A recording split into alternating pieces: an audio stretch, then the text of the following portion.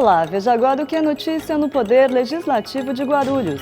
As audiências públicas da Lei de Diretrizes Orçamentárias continuam mostrando a previsão de orçamento das pastas. Veja como foram as audiências do SAAI, da Secretaria de Finanças, da Cultura e outras. E o selo ambiental premiou projetos que promovem a preservação do ecossistema. Na sessão ordinária de terça, as principais discussões envolveram pombos. Veja essas e outras notícias agora no Jornal da Câmara.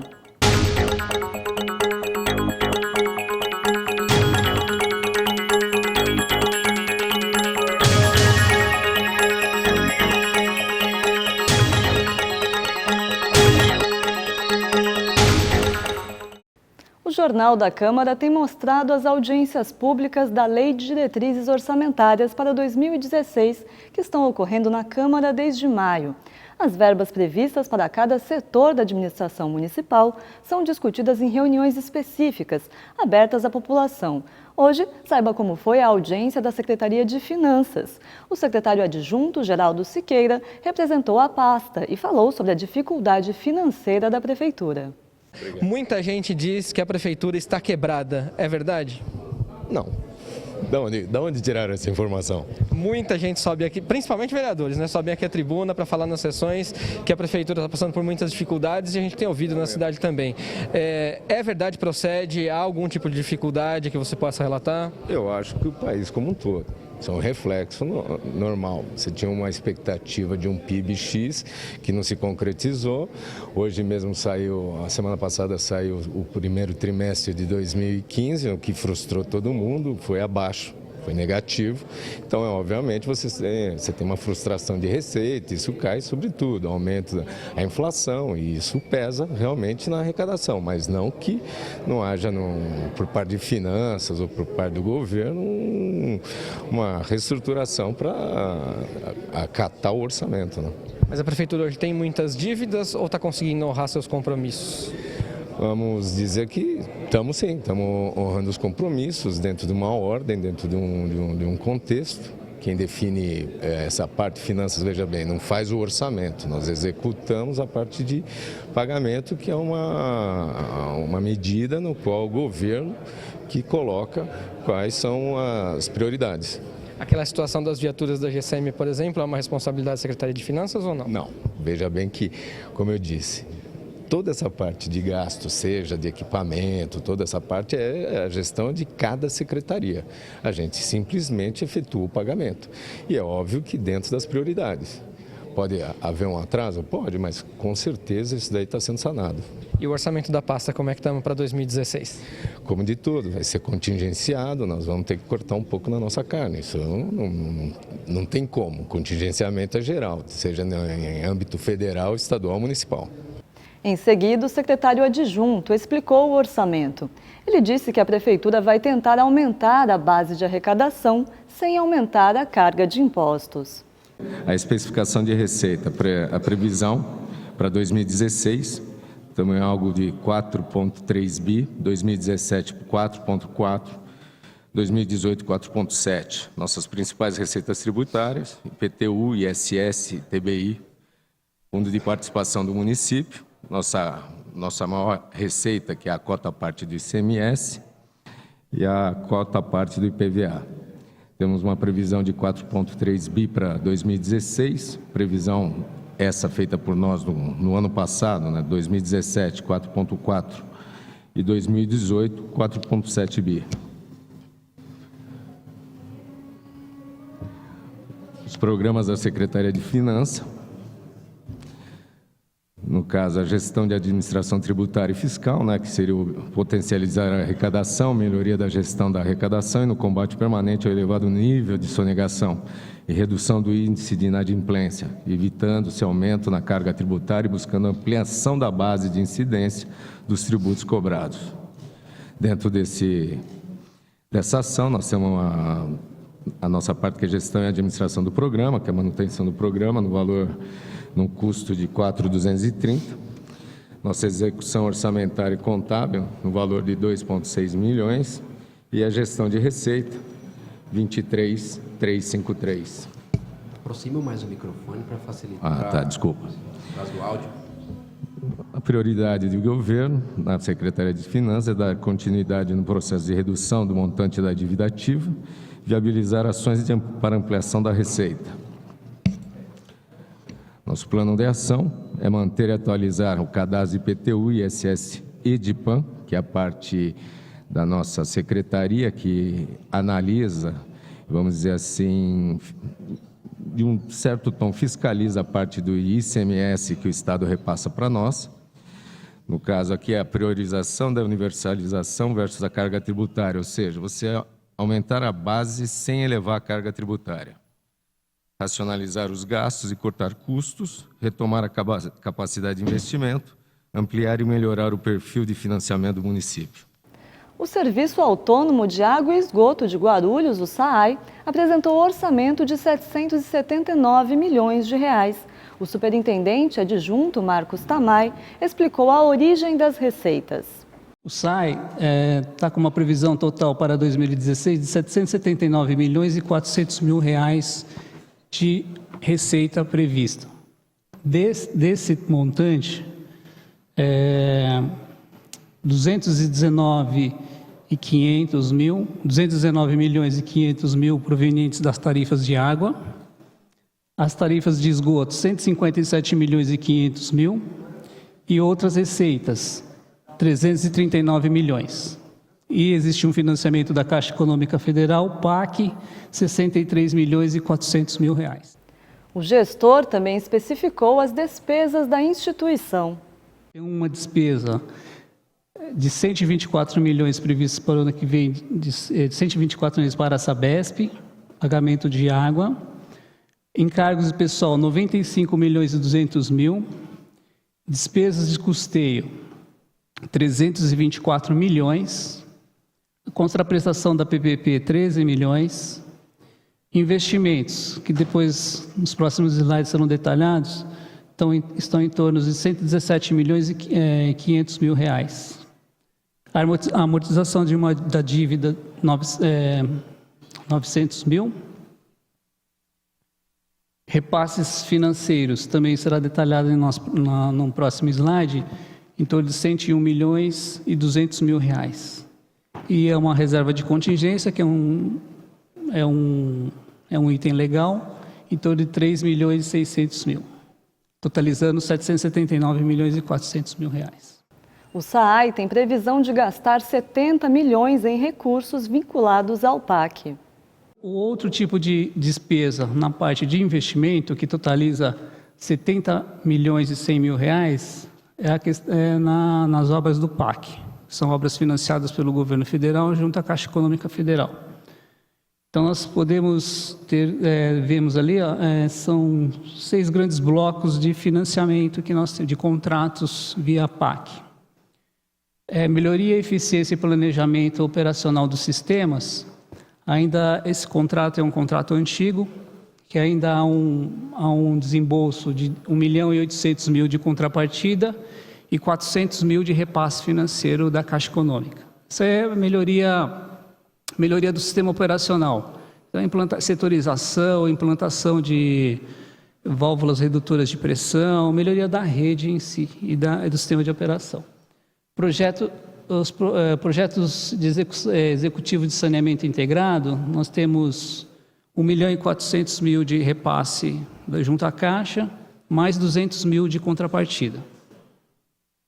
Esses são projetos. E tem um grande item que são contratos novos que assinamos ano passado, no final do ano passado, são implementação de obras e ampliação do sistema de adução de Guarulhos, que totaliza 40 milhões,3 de repasse do governo federal, mais 300 mil de contrapartida. Tá? Esse é um contrato novo para melhorar a distribuição, fazer a setorização e melhorar o sistema de adução entre os reservatórios. Tem um outro grande bloco, que é a implantação de obras complementares de setorização do sistema de abastecimento de água, que esse também é um contrato novo, 21 milhões e 300 mil de recurso vinculado, mais 1 milhão e 600 mil de contrapartida. Tem A implantação de obras do sistema de esgotamento sanitário Bom Sucesso, ainda temos que desembolsar para finalizar esse contrato, apesar de finalizar esse contrato, 1.200.000, e no sistema São João Bom Sucesso mais 1.600.000, que resta o desembolso da contrapartida.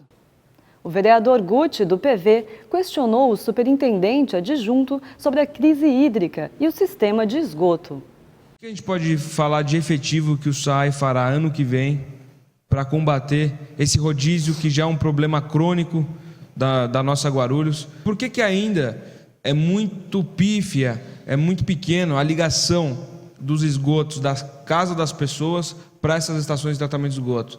Nosso foco agora, acho que provavelmente ano que vem, aí já desde sempre, mas é o combate às perdas, né? Então, assim, dentro do limite do município, o que nós vamos fazer? É investimento em rede, reservatório e combate à perda, né? E fazer gestões junto ao governo estadual ou quem faz a gestão dessa produção de água para que nos forneça mais água, né? Porque nós podemos também trabalhar para ampliar as nossas captações, mas é muito mais difícil fazer isso, né? Bom, eu acho que só para ter uma ideia, os nossos indicadores de perdas esse ano caíram para 27% já aferido, né? Eu lembro que quando nós entramos aqui em 2001, presidente, nossas perdas giravam em torno de 51%. Então, assim, é um grande avanço nos investimentos de água que foram feitos na cidade. Com relação ao número de casas e ligações, poucas ligações, você falou,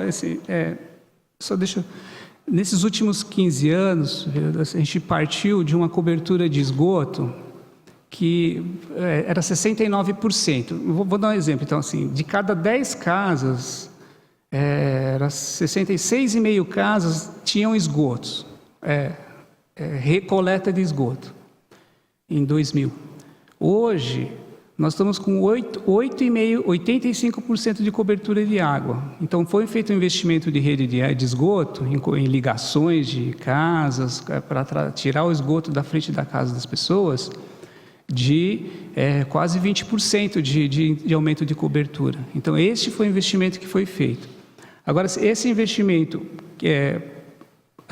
por que o esgoto não chega automaticamente? Você faz a ligação de esgoto e não chega automaticamente na estação de tratamento, porque há necessidade de fazer investimentos com os coletores tronco, que são obras maiores que coletam essas redes e que mandam para a estação, e que é isso que está sendo desenvolvido. Então, são obras mais caras, mais demoradas, né, e que são provenientes do recurso do PAC. Então, é por isso que há uma defasagem entre o aumento de cobertura que ela não é tão proporcional ao aumento do tratamento.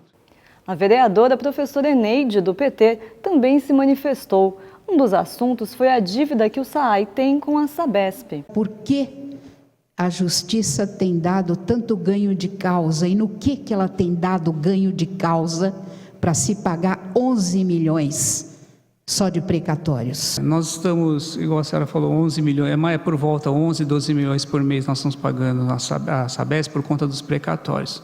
Na verdade, onde é que veio esse precatório? Esses precatórios vieram, depois de julgado, né? São contas provenientes não pagas pelo SAI desde 96 a 2002, são contas não pagas acumuladas, tá? E uma diferença de tarifa que nós questionamos, uma diferença de tarifa de 2002 a 2002.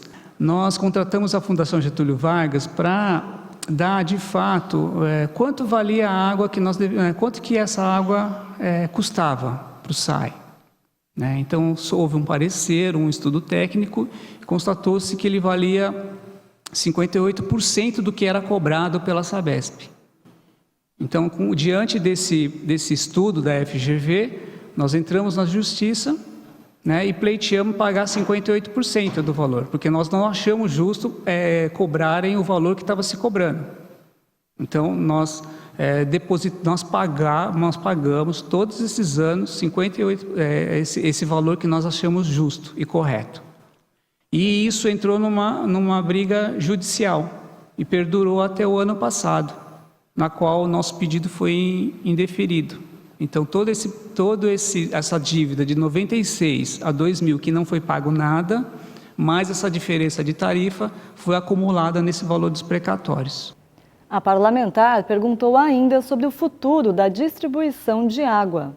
Qual é o panorama que vocês visualizam se nós não conseguirmos, na composição de fornecimento de água, nós temos 3, né? Nós temos os 2 reservatórios, 87% do Sabesp, acho que 5 ou 6% de recursos produzidos, né, na cidade.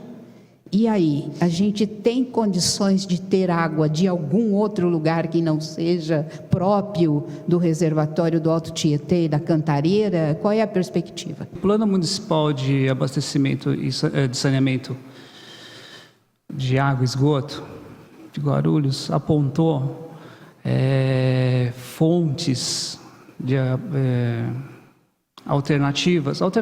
fontes de abastecimento do Jaguari, né, que aumentaria em muito a nossa produção própria, aumento da produção própria através do engordador Barrocada, que também traria um determinado volume para ampliação da engordador Barrocada, que daria a conexão junto à ETA Cabo Sul. E a perfuração de mais alguns poços que não é tão significante para diminuir essa dependência. Mas mesmo assim, esse número cairia mais ou menos pela metade da dependência. Então, de fato, ainda há necessidade de contar com apoio, com a região a exploração na região metropolitana, né, da Sabesp. Então, a perspectiva que surgiu esse ano também é a possibilidade, com essas estações de tratamento de água, a utilização de água de reuso para fins potáveis também. Mas isso ainda é um pré-estudo, que isso pode ser uma possibilidade, né? Mas ainda depende de um estudo econômico-financeiro para ver se isso é possível fazer, se economicamente é viável. Então, os panoramas, assim, para ter dependência, ela é possível sim, mas é um trabalho de longo prazo. Com capacidade de distribuir 4.600 litros por segundo, o SAAI fornece hoje 2.800. Antes da crise, eram distribuídos 3.500. Hoje, o SAAI não está numa situação inadministrável. O problema é que não tem água. Se você me desse 4.600 litros por segundo, me vendesse, eu conseguiria pagar a tarifa de água, eu pago o precatório e faço investimento em água e fico dependente, eu fico quase que autônomo em relação à produção de água. Na verdade, é uma circunstância que a gente está vivendo agora, mas eu tenho certeza que a gente vai batalhar para vencer essa dificuldade. No próximo bloco, continue acompanhando as audiências da LDO. Nós voltamos já.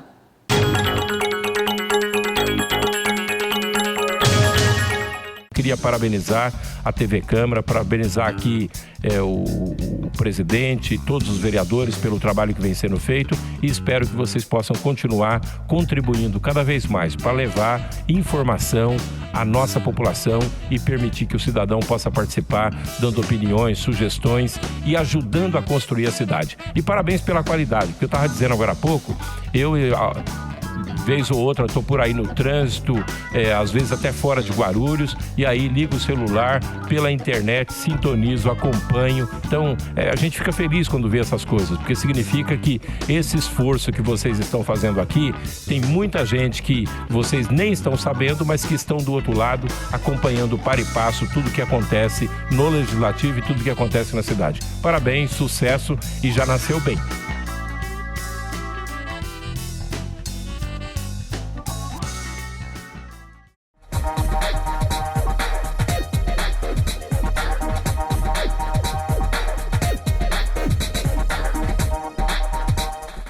A Câmara Municipal de Guarulhos acredita num mundo melhor e mais igual. E a igualdade de direitos passa por cidadãos democraticamente bem informados. Para que a informação chegue realmente a todos, a Câmara aposta na inclusão. A transmissão das sessões conta com o apoio de um intérprete de Libras, a língua brasileira de sinais. Assim, o deficiente auditivo também pode acompanhar tudo o que acontece na política da cidade e exercer, de fato, o papel de cidadão. TV Câmara Guarulhos, o canal da cidadania.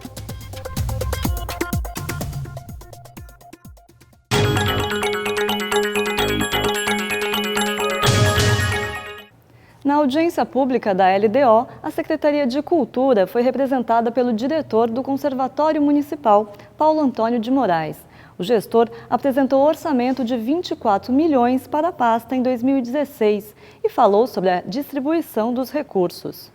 Temos ali então, deixa eu só confirmar, implantação, ampliação e reforma de unidades municipais. Previstos aí um investimento de R$151 mil, como colocado ali, nos diversos próprios da cultura. Dentro do programa ali, democratização e regionalização do acesso à cultura. Desenvolvimento e implementação de ações culturais. Esse é a maior fatia de gastos e custos. Nós vamos ter ali então R$17.572.972,61. Só não me perguntem dos 61 centavos.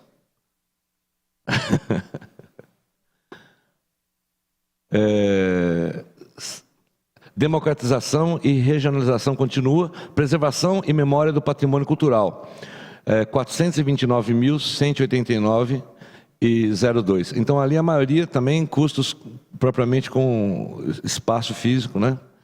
Que o patrimônio e a memória cuida muito da guarda da memória da cidade, que até muito tempo atrás era um pouco deixada de lado, e agora tem se preocupado mais com a questão da memória, através inclusive de workshops, encontros, discussões nos fóruns e nas conferências.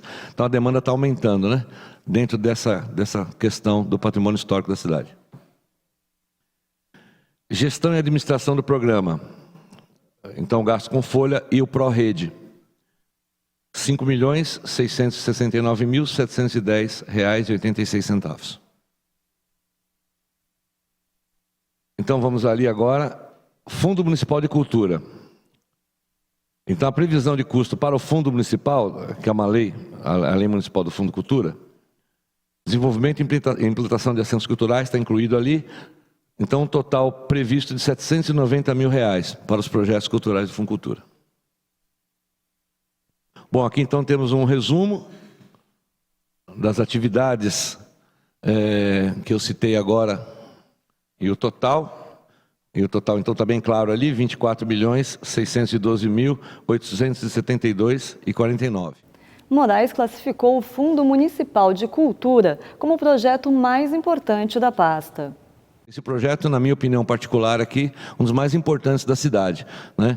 Porque é onde você vai realmente apoiar o produtor cultural da cidade diretamente, né? Sem a interferência, vamos dizer, da secretaria, onde o artista vai poder, o produtor cultural vai poder desenvolver seu trabalho mais livre, né? Sem aquela atuação direta de um programa próprio da secretaria. Então esse programa do Fundo Cultura, muito importante.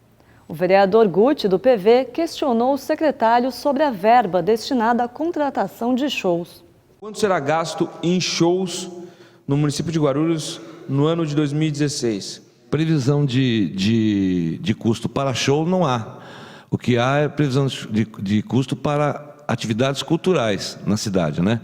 Eu não sei, porque às vezes há uma certa problemática aí na questão da nominologia das coisas, né? Um show, ele é uma atividade cultural, ele pode ser incluído como uma atividade cultural, não há nenhum problema nisso. O problema, eu acho que está sendo questionado, é a questão dos valores, né? Shows de alto custo, talvez seja isso, né? Porque o show é uma atividade cultural, não há nenhum problema da Secretaria de Cultura realizar shows.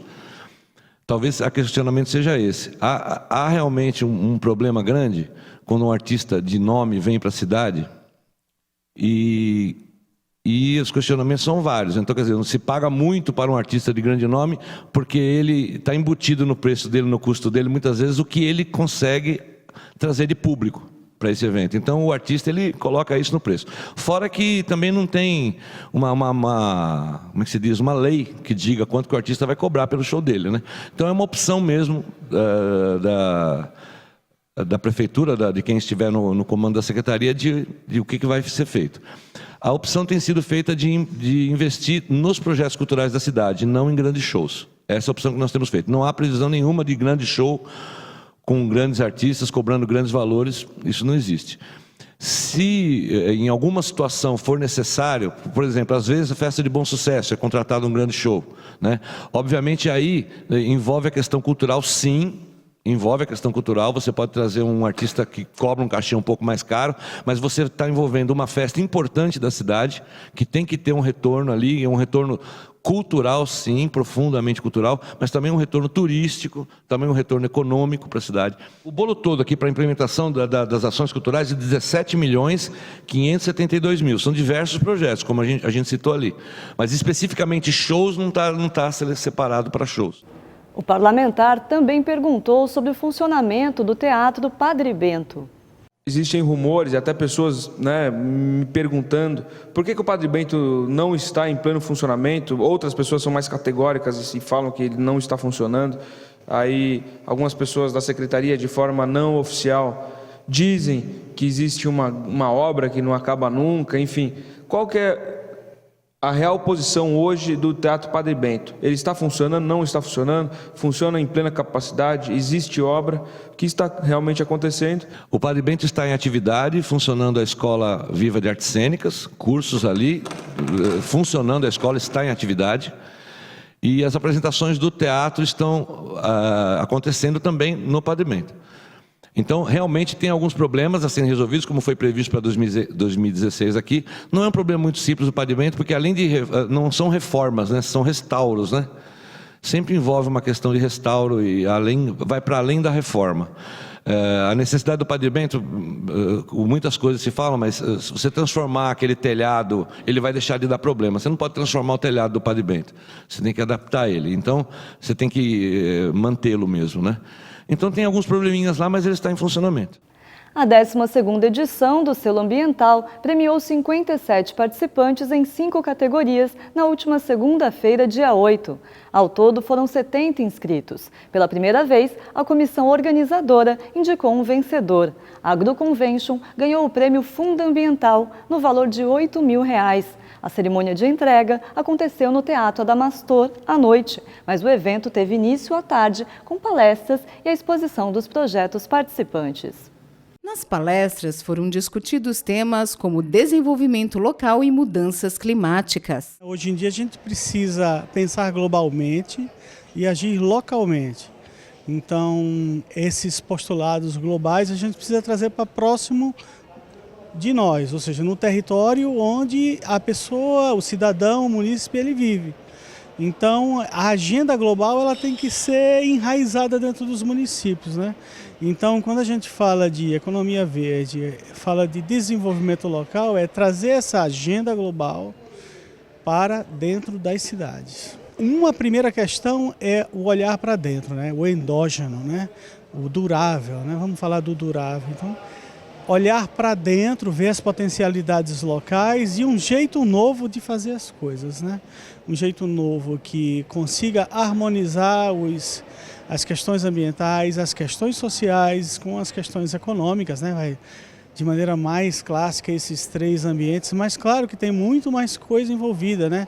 Institucional, político, cultural, né? A gente precisa mudar mentalidades urgentemente. Precaução das mudanças climáticas é assentada em 2 pontos fundamentais. Um é o monitoramento.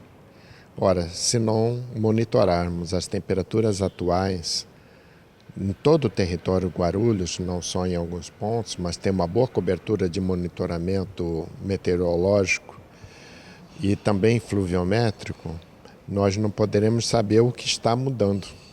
Esse é um ponto. O segundo ponto é realizar um uso do solo adequado.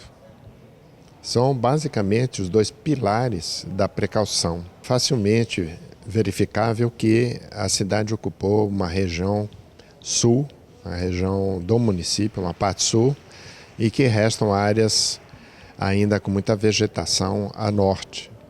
Entretanto, a cidade se expande para norte. E ao fazer isso, com a mesma forma, com a mesma cultura em que se expandiu ao sul, é um equívoco. E, embora ainda pouco ocupada a norte, nós já temos 3 áreas principais, que são o Cabo Sul, Fortaleza e a Água Azul. Já temos mais problemas lá que todo o território, toda a parte urbanizada sul. Principalmente áreas de risco, escorregamentos, assoreamento e com reflexos para a parte sul do município. Plantas, frutas, garrafas, bolsas, casinhas de boneca, ideias e muitas ações ambientais. Tinha de tudo um pouco na tarde de exposições do selo ambiental. Na categoria Iniciativa Cidadã, Rogério Vieira trouxe um pouco da produção do quintal para falar do projeto Casa Mais Verde. Um projeto familiar, né? A gente desenvolve ele em casa, eu, meus pais, minha filha, irmão, irmã. É um terreno 10 por 25, a gente deixou 25%, né, de área verde e tem muita planta, a gente guarda água de chuva, tem compostagem, a gente já está produzindo mudas, né, cultiva hortaliças, tem uma cobertura verde em cima da laje, com pé de maracujá, caramuela, chuchu, né? E a gente está tentando divulgar isso daí, passar essa ideia para frente, né? Porque é possível, né? Pequenas ações que dão bons resultados. Entre os expositores também dava para aprender na prática como transformar jornal em obra de arte. E aqui a gente encontra mandala, a gente encontra vasos e carretéis. E quem faz tudo isso está aqui do meu lado, é o senhor Digerson, né? Senhor Digerson, com o que o senhor aprendeu a fazer essas coisas lindas? Eu aprendi com uma artesã chamada Leni Bonaventura de Jesus. Comecei a aprender com ela, ajudar ela. Depois comecei a fazer e com isso aí já ganhei um prêmio, aqui mesmo. Um prêmio no selo ambiental? Sim, senhora. Agora, tudo isso aqui, senhor Digerson, é reciclável? Tudo reciclado, tudo pegado do lixo. Do lixo eu faço luxo. Agora, me conta, e como que o senhor faz para pegar esse espelho aqui e transformar ele nessa mandala? O espelho também é catado pelas crianças, vizinhas minhas e alunos meus. Eles vão dos lixos e catam. Época de Natal, Ano Novo, o povo joga muito móvel na rua e as crianças pegam vidros e trazem para mim. Eu mando cortar e depois trabalho com eles. Agora, o senhor aprendeu tudo isso, o senhor ensina isso para alguém? Ensino. Estou ensinando atualmente na Modesag, Associação de Moradores de Vila Jardim Marilena.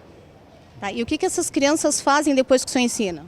Eles dão presente para as mães, para os pais, vendem algumas peças. Quando eu vejo que dá para vender, eu olho tudo, né? Na educação ambiental, o destaque foi para o projeto De Olho no Lixo, Proteja o Popuca, da UBS Nova Cumbica. Esse projeto, a gente abriu ele mesmo em setembro de 2014. A gente fez um evento atrás ali da rua da UBS, mesmo na frente do córrego. Nós fechamos a rua, fizemos várias atividades de promoção à saúde naquele dia, de orientação sobre o meio ambiente, verificamos a pressão das pessoas, verificamos a glicemia e nesse dia foi a abertura. Desde então, todo mês a gente faz uma reunião com a comunidade para discutir quais vão ser as ações que a gente vai realizar. Então, desde o ano passado, a gente está nesse envolvimento, envolvemos as escolas do bairro também, que a gente tem o objetivo de trabalhar esse tema do meio ambiente nas escolas. E desde então, a comunidade está se aproximando da gente, a cada dia a gente vem debatendo mais esse tema no bairro. A gente fez uma caminhada pelo bairro e a gente tirou foto de todo o lixo descartado de forma inadequada. Aí a gente expôs essas fotos, né, para a comunidade. Na nossa última reunião, agora em maio, a gente decidiu Por onde nós vamos começar? Porque tem lixo para todo lugar. Tem uma praça, porque uma das demandas da comunidade também era que o bairro não tinha área de lazer. E tem uma praça lá no bairro que está cheia de lixo, as pessoas queimam o lixo na praça. E nós decidimos convocar a comunidade, então, para revitalizar primeiro essa praça, que vai ser o esquenta, digamos assim. Aí depois que porque a praça está mais fácil, depois a gente vai passar para a margem do córrego. Os projetos foram avaliados pela originalidade, impacto socioambiental, potencial de replicação, participação social e sustentabilidade financeira. Houve engajamento da sociedade para realizar o selo, para fazer ele acontecer. Então discutimos com algumas entidades de classe, com pessoas que realmente modelaram esse selo.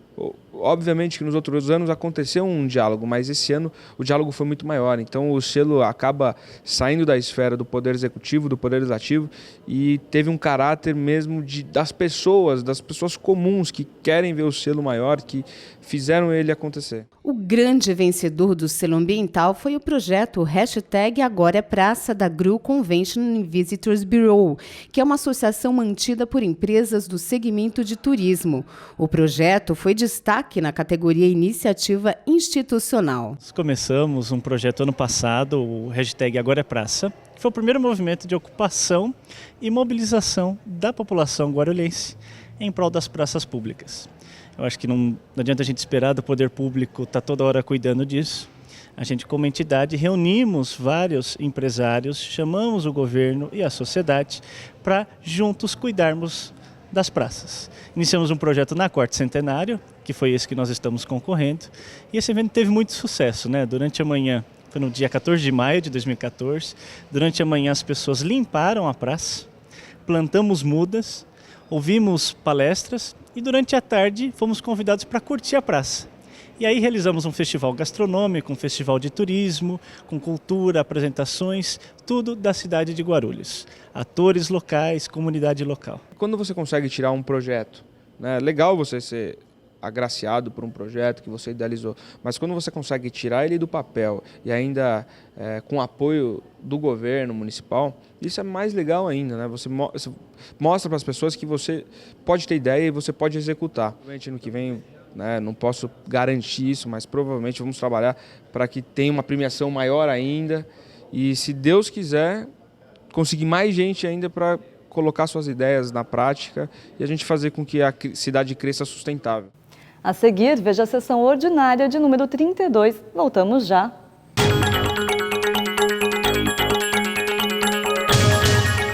Eu tenho um convite para você que acompanha a programação da TV Câmara Guarulhos. Toda quarta-feira rola uma edição inédita do Ponto de Vista, um programa de entrevistas que traz personalidades da nossa cidade e suas opiniões sobre diversos assuntos ligados a Guarulhos.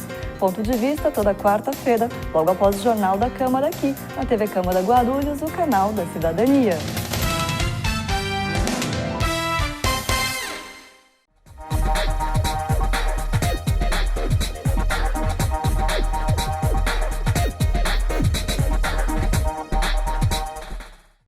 O ESIC, Portal da Transparência, abre as contas da Câmara para toda a sociedade. Nele, você encontra as informações sobre o orçamento da Câmara, a receita e as despesas detalhadas. Após um rápido cadastro, você tem acesso a todas as informações. E algumas delas você não precisa se cadastrar para acessar. São as informações de interesse coletivo. Mais uma iniciativa da Câmara de Guarulhos para modernizar o Legislativo Municipal. Para saber mais, acesse o site da Câmara, www.câmaraguarulhos.sp.gov.br. Clique no link Portal da Transparência e veja o vídeo de orientação.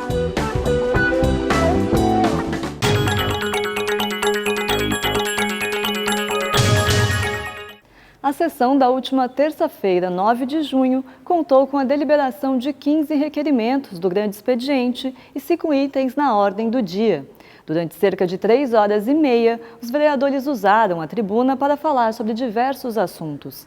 Ainda no pequeno expediente, o vereador pelo PSDC, Dr. Alexandre Dentista, falou sobre o IML da cidade e dificuldades encontradas por moradores da Vila Galvão, que fazem caminhadas na região do lago.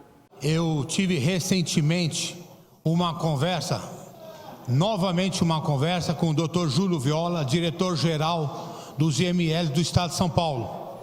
E graças a Deus, ele já esteve aqui em Guarulhos com a gente, com o secretário Derman, e graças a Deus está avançando essa minha cobrança e esse meu pedido para o Dr. Júlio. Inclusive, ele está intermediando junto com o governador Alckmin, Geraldo Alckmin, e teve uma nota semana passada no jornal que o governador realmente está bem predisposto a colocar as necrópsias na nossa cidade, fazer com que elas aconteçam até às 23 horas. Hoje, o IML funciona até apenas às 19 horas. E eu venho cobrando para que isso aconteça até às 23 horas para facilitar para que as famílias que precisam liberar os corpos, que se liberem no mesmo dia. Porque no SVO se faz as necrópsias quando necessário até às 23 horas. Então não tem risco nenhum de não liberar no mesmo dia. E como hoje o IML só até às 19 horas, eu venho cobrando constantemente.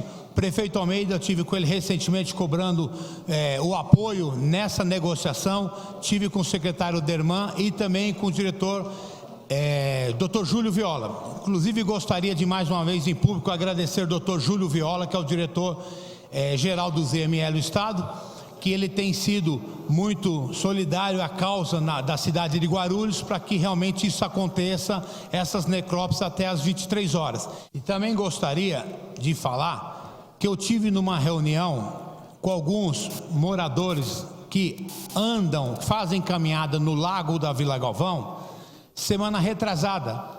E esse pessoal, eles começam essas caminhadas lá no Lago da Vila Galvão, que é um espaço muito bonito, para que se tenha várias atividades, inclusive a caminhada, que o pessoal começa logo às 7 horas da manhã, quando não mais cedo. E o pessoal tem reclamado que o banheiro que tem ali, que eles usam, é um banheiro que ele está muito sujo. Ali não é falta de funcionário, os funcionários chegam para limpar esses banheiros às 9 horas da manhã. E esses funcionários estão atrelados à Secretaria de Meio Ambiente. Eu fui cobrar a Regional Vila Galvão para que pedisse para que esses funcionários, em vez de chegar às 9 horas da manhã, e esse pessoal que usa os banheiros e não tem condições de uso, banheiro super cheio de água, super sujo. Então o que acontece? Eu pedi para o pessoal da Vila Galvão, da Regional Vila Galvão, para que esses profissionais começassem mais cedo, mais ou menos bater no horário que o pessoal faz essas caminhadas, para que possa facilitar o uso desses banheiros para esse pessoal que chega logo cedo ali nas caminhadas ali do Lago da Vila Galvão. Depois o pessoal foi informado que não é a regional que é responsável, e sim a Secretaria de Meio Ambiente. Pedi para o meu assessor ir cobrar para que isso se realize o mais rápido possível, e gostaria de contar com o apoio da Secretaria de Meio Ambiente, que tem sempre atendido às necessidades do município, para que se faça, para que se coloque esse funcionário atendendo essa população um pouco mais cedo. No grande expediente, as discussões começaram após a leitura de requerimento que solicitava a instalação de uma comissão especial de estudo para analisar um contrato da Secretaria de Educação relacionado ao controle de pombos em escolas públicas da cidade. Samuel Vasconcelos, do PT, se posicionou contrário à instalação da comissão especial. E solicitar aos vereadores que votem não, votem contrariamente, porque é uma questão de respeito à comissão. A Comissão da Educação já fez o convite para que o secretário venha a esta casa e dê os devidos esclarecimentos. Então, sendo assim, eu acho que nós estamos no período da LDO. É desnecessário, na minha concepção, a criação dessa comissão de estudo. Respeito os que apresentaram, acho que é um direito, mas em face da antecipação pela Comissão de Educação, para que o secretário venha a esta casa e dê os devidos esclarecimentos, então eu peço, encaminho, que os companheiros e companheiras, vereadores e vereadoras, votem contrariamente, ou seja, votem não a esse requerimento. Um dos autores do requerimento, Guti, do PV, defendeu a instalação da comissão especial de estudo. Eu venho aqui para encaminhar o item 15 da pauta, que é a constituição de uma CE, ou seja, uma comissão especial de estudo, não é de inquérito, de estudo. Então, esse argumentozinho que vai causar uma instabilidade política, que o governo é contra, que não pode abrir. Isso é argumento pífio. Argumento pífio. Porque comissão especial de estudo, como diz o nome, ela estuda. A função básica é estudar, é angariar provas, saber o que realmente está acontecendo. Nós aqui da Câmara não iremos condenar ou absolver ninguém. É óbvio que depois dessa comissão especial de estudo, se realmente tudo foi feito dentro dos trâmites legais, se tudo foi feito de forma com lisura, se tudo foi feito de forma transparente, é óbvio que o prefeito, a prefeitura municipal, o secretário de educação terá um atestado de idoneidade.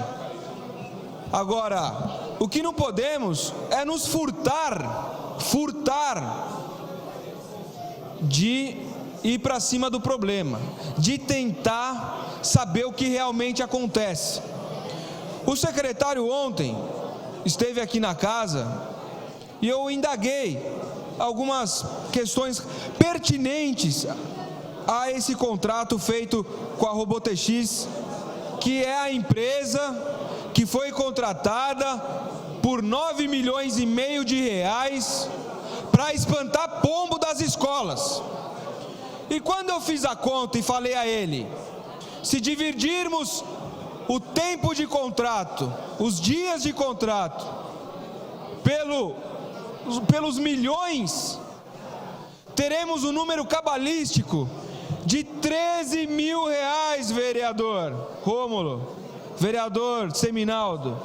Teremos um número cabalístico de 13 mil reais por dia, gastos para espantar pombo. Ele disse na audiência pública que não era para falar sobre isso, mas eu indaguei, eu aproveitei a oportunidade para ver se ele conseguiria, de forma sistemática, falar sobre o problema, sobre essa crise, sobre esse escândalo. Eu perguntei a ele, e ele me disse que é uma tecnologia avançada, que é uma tecnologia que será copiada pela saúde, que usará nas UBSs, mas por esse preço, não me parece razoável. Contrária à constituição da comissão, a vereadora professora Eneide, do PT, subiu à tribuna e fez considerações acerca do assunto. O secretário de Educação esteve aqui em audiência pública e esclareceu, praticamente ficou um grande tempo esclarecendo sobre essa questão. Primeiro, ele esclareceu a seguinte questão, que não é verdadeiro os valores que aqui foram colocados. Primeiro, porque o valor do contrato é para 2 anos, mas com garantia de 5 anos após efetuado o serviço, para todos os equipamentos, não são apenas os equipamentos escolares. Envolve também as quadras que existem nos céus, envolve também os almoxarifados da educação. São 154 equipamentos que, se forem divididos pelo número de alunos que existem hoje, vai dar a quantia de 4 centavos de investimento por dia para cada aluno que ficará sem esse problema de convivência com os pombos nas escolas. Após discursos contrários e favoráveis ao requerimento, ele foi rejeitado pelo plenário. Presidente da Comissão de Educação da Casa, o vereador professor Rômulo Ornelas, do PT, assumiu o compromisso de averiguar a situação. A questão do médio não se discute aqui, que é a importância de ter uma ação nas escolas, que quem frequenta escolas, as escolas municipais, tem um problema grave, sério, da questão de pombos nas escolas, que é prejudicial à saúde das crianças que estudam lá. Eu sou o presidente da Comissão de Educação, como falou aqui alguns vereadores, como falei anteriormente, numa sessão anterior, que vou chamar o secretário de Educação para explicar para nós não só a questão do mérito, mas também a questão do contrato que está em discussão aqui nessa sessão. Então, pode ficar tranquilo, o presidente da Comissão de Educação vai sim cumprir o seu papel aqui nessa casa, que é discutir e chamar o secretário para dar as maiores explicações para que não precise aqui chegar a uma comissão de estudo, sendo que, como diz aqui o vereador Paulo Sérgio, sendo que tem uma comissão de educação para discutir e fiscalizar esse contrato que está aqui em discussão. Na ordem do dia, as discussões também ficaram acerca de um projeto relacionado a pombos. Apresentado pelo vereador Toninho da Farmácia, do PRP, o texto que proíbe a alimentação deste tipo de ave na cidade foi aprovado pelo plenário e segue para a sanção do prefeito. Mas até ser deliberado, o projeto gerou discussões. Geraldo Celestino, do PSDB, assumiu voto contrário e justificou o posicionamento. Eu queria saber como a prefeitura vai fiscalizar a população de Guarulhos, Toninho Magalhães, a não dar milho aos pombos. Milho não, milho está muito caro que a população não consegue comprar milho. Dá arroz, resto de comidas, batatinha, miolo de pão. Eu queria saber, eu fiz uma brincadeira com o vereador Toninho, com o vereador que eu tenho um grande respeito, mas nós temos que discutir coisas muito mais importantes do que ficar aqui na Câmara proibindo de dar milho aos pombos. Após a votação, o autor do texto, Toninho da Farmácia, do PRP, agradeceu à Casa pela aprovação do projeto. Agradeço a todos, amigos, que votaram a favor do meu projeto. E agradeço também àqueles que votaram não. Mesmo vendo algumas disparidades, com o vereador defendendo 9,5 milhões para espantar pombo, e de repente vota contra o meu projeto, na qual o custo é praticamente zero. Então só tenho que agradecer muito a todos, muito obrigado mesmo. O Jornal da Câmara fica por aqui. Você pode continuar acompanhando as notícias da Câmara pelo nosso site e pelo Facebook. Voltamos na próxima segunda com mais uma edição inédita para você. Até lá!